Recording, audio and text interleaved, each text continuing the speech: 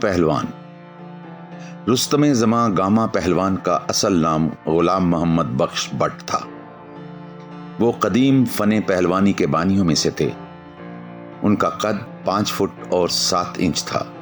Gama کے بڑے بھائی امام بخش بھی مشہور پہلوان تھے۔ ان کا تعلق کشمیری خاندان سے تھا۔ گاما پہلوان نے 1902 میں 22 سال کی عمر میں 1200 کلو وزنی پتھر اٹھایا۔ گاما پہلوان نے اپنے 50 سالہ کیریئر میں 5000 میچ کھیلے اور کبھی ایک میچ نہیں ہارے۔ 1916 تک گاما نے سارے ہندوستانی پہلوانوں بشمول پنڈت بدھو برہمن کو شکست دے دی تھی۔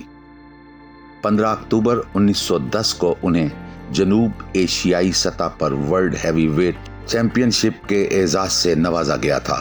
پہلوانی کی پوری تاریخ میں وہ واحد پہلوان ہیں جنہیں 50 سال سے زیادہ عرصہ پر محیط کیریئر میں ایک بار بھی شکست کا سامنا نہیں کرنا پڑا۔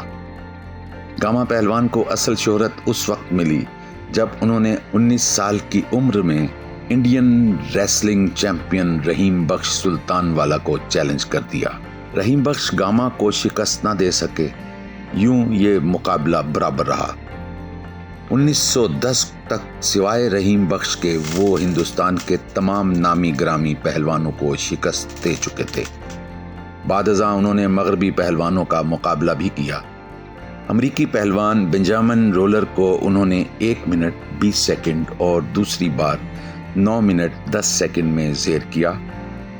دوسرا مقابلہ اسٹینی سیلس زبسکوس سے 17 ستمبر 1910 کو ہوا، جسے شکست دے کر 250 پاؤنڈ کی انعامی رقم اور جون بل بیلٹ جیت لی، جس کے بعد انہیں رستم زماں یا ورلڈ چیمپئن کا خطاب دیا گیا۔